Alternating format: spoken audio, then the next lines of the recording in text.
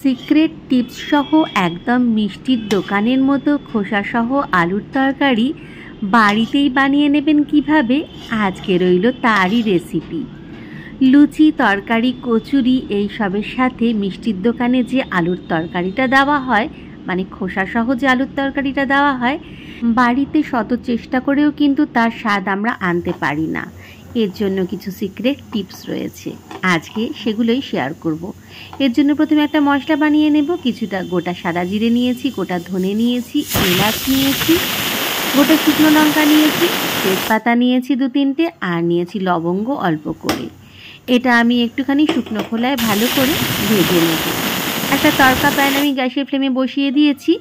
এবারে এই মশলাগুলো আমি এতে ঢেলে নিচ্ছি। আমি একটু হালকা ড্রাই রোস্ট করে নেব এইগুলো সব কিছু। খেয়াল রাখতে হবে মশলাটা যেন একেবারেই পুড়ে না যায়। খুব অল্প আঁচে একদম মিডিয়াম ফ্লেমে ধীরে ধীরে কিন্তু এগুলো ভেজে নিতে হবে। গ্যাসের ফ্লেমটা মিডিয়াম করে রেখেছি। শেষকালে দিয়ে দিলাম 10-12টা গোটা গোলমরিচ। এবারে সব কিছু খুব ভালো করে আমি ভেজে নেব মিডিয়াম ফ্লেমে। একটা চামচের সাহায্যে নেড়ে চেড়ে নিচ্ছি যাতে একটা দিক পুড়ে না যায়। এই মশলা ভাজাটার মধ্যেও কিন্তু অনেক টিপস রয়েছে। প্রথমত এটা কন্টিনিউ নাড়তে হয় যাতে একটা দিক পুড়ে না যায়, অপর দিকটা আবার একদমই না ভাজা হয়। কন্টিনিউ নেড়ে যেতে হবে আর মিডিয়াম ফ্লেমে নাড়তে চাড়তে হবে। আর খেয়াল রাখতে হবে যেন কোনোটাই পুড়ে না যায়। বারবার বলছি এই কথা, কেননা পুড়ে গেলেই কিন্তু মশলার স্বাদ নষ্ট হয়ে যাবে। ঠান্ডা করে নিয়ে আমি মিক্সিং জারে নিয়ে ওটা আমি একটা মিহি গুঁড়ো করে নিচ্ছি। অপরদিকে একটা কড়াই আমি সর্ষের তেল গরম করতে বসিয়ে দিয়েছিলাম। এতে গোটা 5 ফোড়ন, গোটা শুকনো লঙ্কা আর বেশ কিছুটা হিং আমি ফোড়নে দিলাম। সব কিছু ফাটতে শুরু করলে এর মধ্যে দিয়ে দেব আমি সেই খোসা সমেত আলুগুলো। হ্যাঁ, ভালো করে আলুগুলো আমি প্রথমে ধুয়ে নিয়েছি, তারপর এরকম ছোট ছোট টুকরো করে কেটে নিয়েছি খোসা সমেতই। খুব ভালো করে ধুয়ে নিতে হবে, কেননা আলুর গায়ে অনেক নোংরা থাকে, সেগুলো যেন একটুও না থাকে।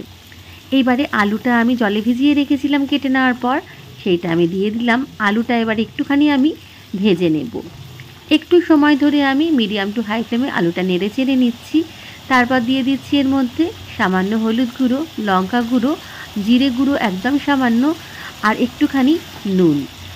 আরও একবার সব কিছু মশলার সাথে ভালো করে মিলিয়ে মিশিয়ে নিচ্ছি। তারপর মিডিয়াম টু হাই ফ্লেমে আমি একটুক্ষণ ভেজে নেব। 5 থেকে 7 মিনিট একটুখানি আমি নেড়ে চেড়ে নেব, যাতে আলুগুলো মশলার সাথে খুব সুন্দরভাবে ভাজা হয়ে যায়। তারপরে আলুগুলো সিদ্ধ হওয়ার জন্য এর মধ্যে আমি দিয়ে দেব পরিমাণ মতো গরম জল। খুব ভালো করে নেড়ে চেড়ে নিচ্ছি।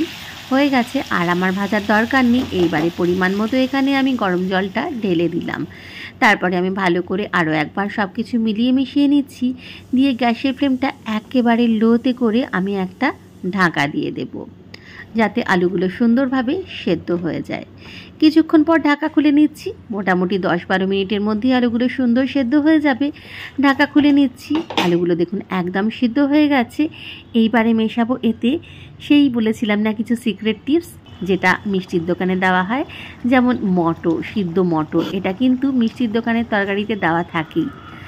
এগুলো দিলে কিন্তু খেতে এই তরকারিটার স্বাদ অনেকটা বেশি ভালো হয়।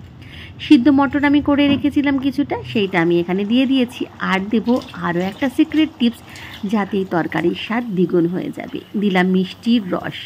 এখানে মোটামুটি আমি 3 বড় চামচ মিষ্টির রস দিলাম। সাথে দিলাম সেই ভাজা মশলাটা, যেটা আমি আগেই মিক্সিং জারে গুঁড়ো করে রেখেছিলাম। মিষ্টির রস দিলে কিন্তু এই তরকারির স্বাদ অনেক বেশি ভালো হয়। বাড়িতে যদি মিষ্টি আনা থাকে, সেই মিষ্টি রসটা রেখে দেবেন, তাহলে সেটা এতে দিতে পারবেন, আর এই তরকারির স্বাদও কিন্তু দ্বিগুণ হয়ে যাবে। একবার অবশ্যই এইভাবে বানিয়ে দেখবেন। মিষ্টির রসে কিন্তু একটা আলাদা দারুণ স্বাদের তরকারি তৈরি হয়ে যায়, একদম যেটা মিষ্টির দোকানের মতোই খেতে লাগে। লুচি হোক, কচুরি হোক, ডালপুরি হোক, এরপর যা খুশি ভেজে নিন আর এই তরকারিটা নিয়ে নিন। আর কি কিছু লাগবে? আজকে আমি এখানে ডালপুরির সাথে এই তরকারিটা পরিবেশন করছি, যেটা খেতে কিন্তু অসাধারণ হবে। ভালো লাগলে অবশ্যই এই পদ্ধতিতে একবার বানিয়ে নিয়ে যা।